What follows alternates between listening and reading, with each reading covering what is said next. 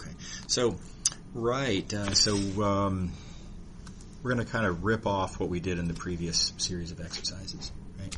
So, except now we want to talk about mirror symmetry over the x-axis. So let's talk about what is mirror symmetry over the x-axis. We're going to draw a picture not unlike what we drew for that one. So here's a point, x comma y, and let's talk about reflection over this x-axis. Let's see the x-axis. I'll do that in yellow. So here's our x-axis, and a reflection over the x-axis would give me this point. That point is got the same x-coordinate, but the negative y-coordinate. So there's our reflection. Right? Mirror symmetry would look like this if I had a vector field arrow there. I would need mirror symmetry. I can draw it halfway decently here. I would need it to look like this at the reflected point, which means that the first coordinate I need to be the same. And I need this first coordinate. So F1, if I, or let me write, our vector field F has coordinates F1 and F2. That first coordinate F1, I would need to have even symmetry.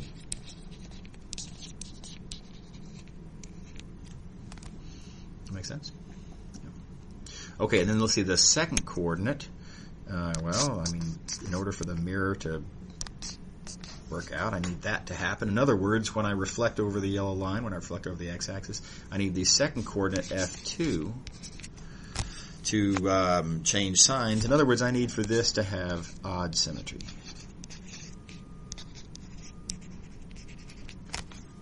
Is that cool? Okay. Okay, so if you have a symmetric curve, symmetric over the x-axis, here's the notion of mirror symmetry. We're going to have the analogous result about the integral equaling 0. Okay, so let's state the corresponding symmetry result.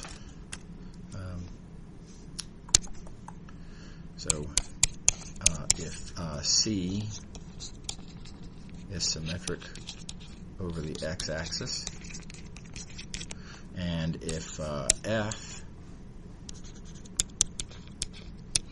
is mirror symmetric over the x-axis, by mirror symmetric I mean this, right, over the x-axis specifically, then our integral over that curve of that vector field is equal to 0. Totally analogous to the argument that we made for over the y-axis. Is that cool? Yeah. Okay. All right. So now let's apply that to question 13. Let's see. Now I'm going to erase this picture here because we don't really need the picture anymore, and it's kind of in my way.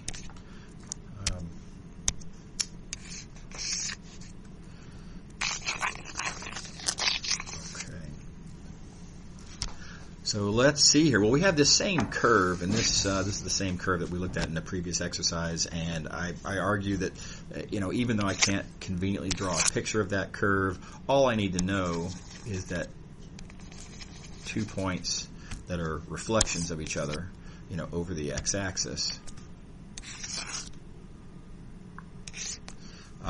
that either they both satisfy the equation or they both don't satisfy the equation.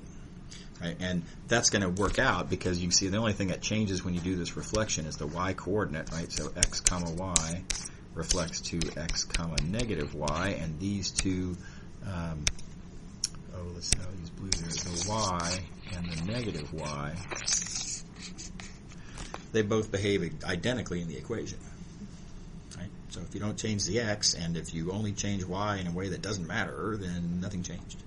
So either they're both on the curve or they're both not on the curve. Therefore, whatever this curve is, it's symmetric. Is everybody happy with that?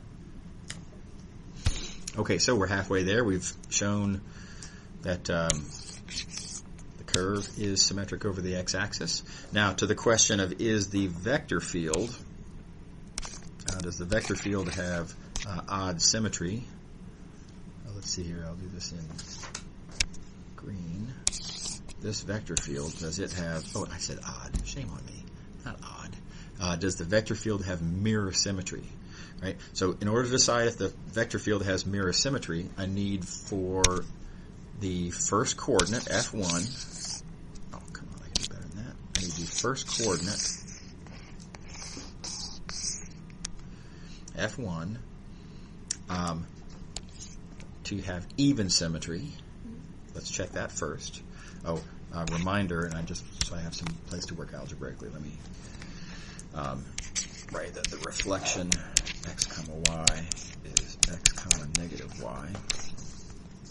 Right. So does my F1 have even symmetry? Well, I need to take F1 of my reflection, right, and I need to compute, and what I hope I come up with, because I need even symmetry, is I hope that that's equal to F1 of x comma y. Right, and appeal to your algebraic intuition.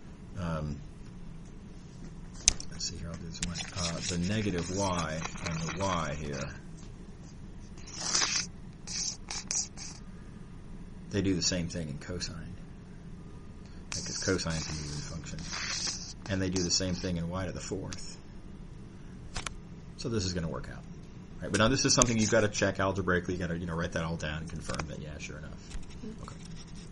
All right, so that confirms, when you check that indeed the function, the f1, the first component of f, does have the even symmetry as required. Now we just got to look at the second component. I got to look at f2.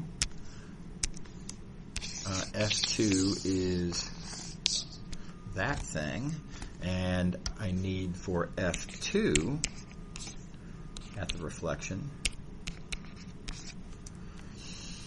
I need for f2 to have odd symmetry.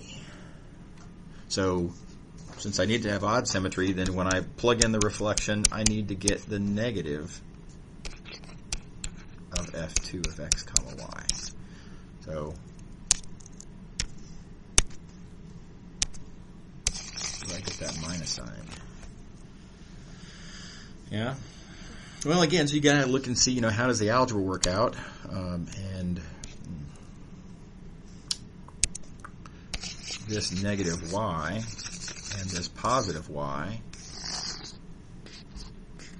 Am I going to get a minus sign in each of these terms when I put if I stick a minus sign on the y, right? And well, yeah, sure. I mean, because in some sense, because you have an odd power of y in both of those equations, right? And you put negative y in, both of those terms go negative, and therefore you are going to get that. Now, again, you got to write that down. You got to do the algebra, confirm, right? But we expect that to happen as well, and therefore,